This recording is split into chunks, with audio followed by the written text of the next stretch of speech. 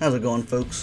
What we've got today is a set of really 3 battles, technically 4, you'll see what I mean in a minute, with a Gen 4 team. These are all Pokemon that originally debuted in Scarlet and Violet, not Scarlet and Violet, sorry, in Diamond and Pearl.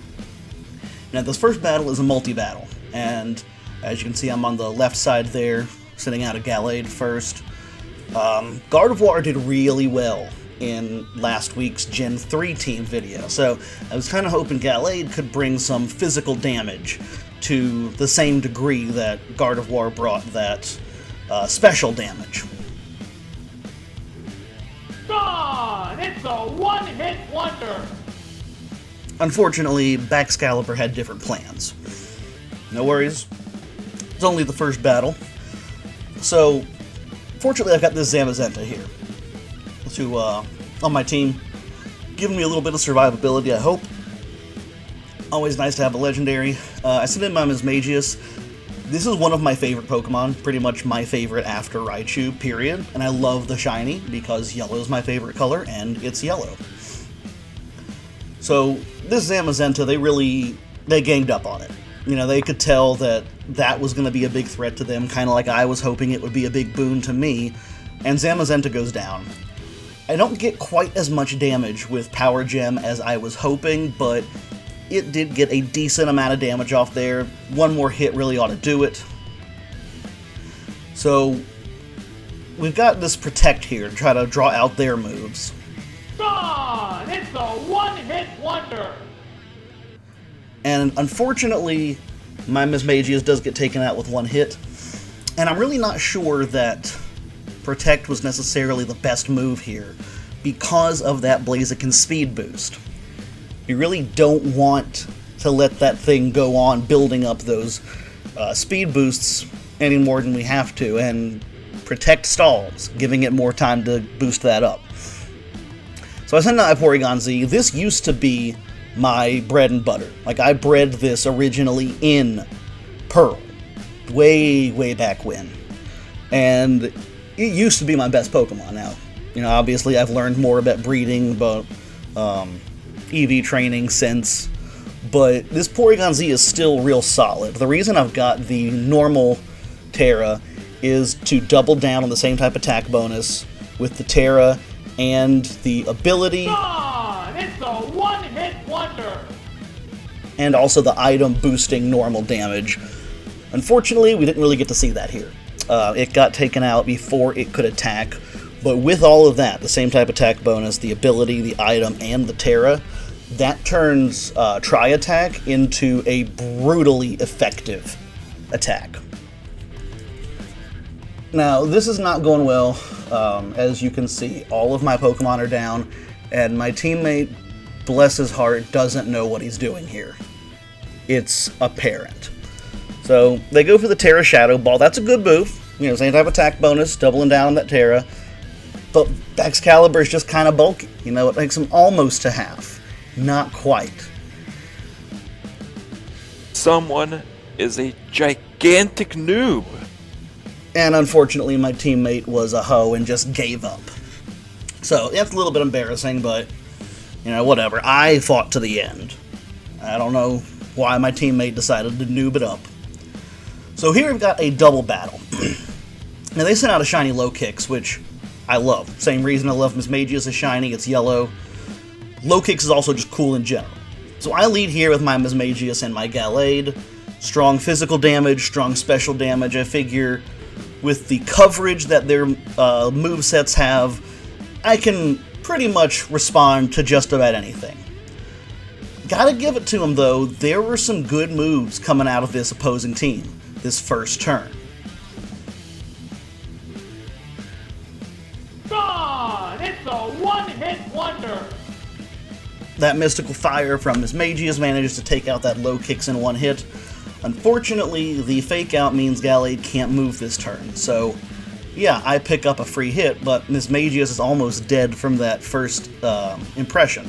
And this U-turn is going to finish it off. which is unfortunate, because Power Gem would have one-shotted that Volcarona with the 4 times damage. But, you know, that's what happens sometimes. This and that Lurantis, also a shiny. I like this one. It's a little more green than yellow, I think, but it's still a good-looking shiny, and I think Lurantis is a cool Pokemon. Now, I was a little disappointed with the damage Gallade did, especially considering it's holding a Life Orb. I'm going to guess this Lurantis has some bulk with its EVs. Good move with the Heat Wave, though. It's always a good one for double battles. But I'll go ahead and take out this Lurantis with Spatial Rend. I don't know what other moves it's got, and know they could be nasty, so I prioritize taking that out first. Gone! It's a one-hit wonder! I also wanted to let Gallade focus on Volcarona, because that Aqua Cutter was perfect for Volcarona's relatively low defense and the type matchup. So we've got the Mineshaw coming back in, and this Heracross. I love Heracross, like Pinsir from Gen 1. It's one of the cooler Pokemon of its gen, but bug Pokemon are typically not going to be one of your better types. And Heracross is no different there. Lot of weaknesses. And one double weakness that... Is that right? Yes. One double weakness that I'm going to exploit here with my Yanmega. Not this turn, because, you know, RNGesus doesn't love me, but eventually you'll see me exploit its 4 times weakness to flying. So they're once again pulling off that U-turn with the Mineshaw. I'm thinking that it's partly a trolling move there, because it is frustrating, but also sort of gives them the advantage of being able to get a free swap in without wasting a turn. Now, Cleaver is probably my favorite Legends Arceus Pokemon, so I loved seeing it here, but man, what frustrating it was to see it survive a Spatial Rend with such little health. And now, after seeing that Heracross finish off my Palkia and realizing it has Moxie, that really doubles down the importance for me to take that out ASAP. Gone! It's a one-hit wonder! Air Slash, however, finally lands, and it does get taken out before Moxie can really help it. Gone! It's a one-hit wonder! Unfortunately, while I got a 4 times effective hit, I was also hit by a 4 times effective hit. Now, if you've watched my battles before, you'll notice that I have 2 legendaries on this team, which is not very common. And they're forms that didn't technically debut in Gen 4, but because it doesn't change the typing and they're minor stat changes, I didn't really let that bother me, and I think these forms look cooler. But the reason I have 2 legendaries here instead of my normal 1 that I allow myself is Palkia and Dialga are just cool Gen 4 legendaries. It's probably some nostalgia talking, because this was my first dive back into Pokemon when Pearl came out since middle school, but I love both of these Pokemon and had to include them both on my team. Gone! It's a one-hit wonder! Now you can see the power of that Tri-Attack. One-shotting that Mineshaw that had caused me so much trouble and headache. And that Tri-Attack actually won the battle for me, so, you know, kudos to my Porygon-Z. That was a close one, but we pulled it off. And I would not have won had I not had 2 legendaries on my team, and I will openly admit that. That was facilitated by those legendaries. So here we've got a single battle. Against Sceptile, I send out Gallade. Someone is a gigantic noob. And they immediately quit. I don't know if they meant to bring only 1 Pokemon, or if they, for some reason, thought I was only going to bring 1. That's dumb. Why would I have 7 Pokemon on the team if I'm only going to use 1? But, you know, whatever. That's why I said there were technically 4. That's technically a battle. I technically won because they quit, but not really. So this last battle here, this single battle, it was a cool one. I enjoyed this. I lead with the Gallade. I forget how much Sunlight cuts into Water-type moves' effectiveness. So when I used that Aqua Cutter there, that was not my best move, but it was my automatic go-to because, oh, Water move against Fire. the sunlight didn't really click with me. So I started off making a dumb move and went for Sacred Sword, but of course they switch into a ghost type, and that doesn't really help me much. I also clearly do not learn lessons very well, since I used Aqua Cutter again. I'm intelligent, but I'm also stubborn.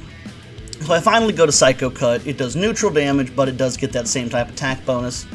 Now, unfortunately, I spent enough time screwing around and using moves I should have known weren't going to be effective, that they had time to get off that Will-O-Wisp and burn my Gallade, which is going to cut my physical damage in half. So I figure, whatever, I'll keep doing what damage I can, maybe I'll get lucky and get a crit. Never does happen, and this Skelly Dirge starts going for Slack Off to restore its health. Knows that the burn will kill me in a couple of turns, and they basically do what I did in last week's video with Recover, with my Melodic. They just bide time and slack off until they get full health back. Between the burn and the Life Orb, Gallade took itself out for him. So I send in Mismagius, and this is kind of risky, ghost against ghost, but it's just as risky for them. And fortunately, my Mismagius is faster and manages to get that Shadow Ball off and almost takes it out in one hit. Now they do burn Mismagius, and that's going to be some damage over time, but since Mismagius uses special attacks and not physical, it's not going to cut into my damage output like it did with that Gallade. We've also got the Sunlight down for the moment. Of course, that's going to change. They were very determined to keep the Sunlight up for a couple of different reasons. Obviously, the fire moves being one of them. Sends out Groudon. Here's their legendary. I think the only one on their team, if I remember right. And it's not a big deal. Whatever, I'll take one legendary. But I had plans to use that Power Gem to take out the Skelly Dirge, and does not do a whole lot against Groudon, especially with Groudon's leftovers there, recovering it. So I go into Magical Leaf. Not a real powerful move on its own, but super effective against Groudon, and Mismagius has a high special attack stat. So, unfortunately, they're using Groudon's bulk here to try to set up hazards. Throw in the spikes. I never do have a way around that. That is honestly one of the weaknesses of my Pokemon. I don't really train up ways to deal with entry hazards, and it's something that I am very quickly realizing I need to remedy. So they send in the Tyranitar. They realize I think the Sunlight's not going to do them a lot of good against my Mismagius. I guess. I don't honestly know why they switched into a Sandstorm instead of Sun. Maybe they just wanted to double down on the damage over time, since Mismagius did not have that Life Orb. Anyway, I'm trying to whittle away at it with Magical Leaf, but that Tyranitar has some serious bulk to it, and Mismagius does not have much defense against physical moves, so that crunch takes it out. Now here we've got Palkia, and I was honestly surprised that this move landed. I figured with the Sandstorm and its normal bad accuracy, Hydro Pump was going to miss. But I managed to land the hit. Critical hit I probably didn't need. Tyranitar goes down. Now there is a little bit of Sandstorm damage Palkia is going to take on top of the Spikes damage. But here's why I think they were initially kind of insistent on the Sunlight. They send in this Venusaur, and it frustratingly survives Spatial Rend, but I'm going to guess this is a Chloroform Venusaur. Chlorophyll, excuse me. Which would boost its speed in the Sunlight, and growth will give you +2 to attack and special attack instead of +1 if it is in the harsh Sunlight. Now, I don't know why they didn't send Groudon back in before sending Venusaur in to get that Sunlight back up, or Torkoal. They've both got Drought, but, you know, whatever, their bad tactical decision there was my benefit. So I take advantage of the fact that both Torkoal and Venusaur are within range to get taken out by Earth Power, and since it is more accurate than Hydro Pump, I go with that to take out the Torkoal. I go ahead and use Earth Power in case the Venusaur came back, or in case, rather, Ceruledge switched out to the Venusaur to try to maybe draw a Hydro Pump. Not a one-hit KO there, but does enough damage that I can take it out. And while that Swords Dance would have been pretty threatening to me, I managed to take it out quickly enough that it did not really matter. So back in comes this ill-fated Venusaur. Here's why I think they have Chlorophyll, because they outsped that Palkia, and I don't think did the last time they were out. So that Giga Drain gives them a little bit of health back, but not nearly enough to survive an Earth Power from Palkia. Venusaur goes down. We are now down to, I think, their last Pokemon, being the Groudon. And there's not really much they can do here. Almost half health, or rather a little over half health, but against a Legendary with a signature same type move, that's not going to do anything for the Groudon.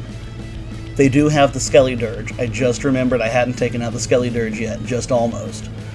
So here's Skelly-Dirge's last stand, and it was never going to survive. None of my 4 moves would have failed to kill it, and Earth Power is just not going to miss. So that was a pretty cool battle there. I enjoyed that.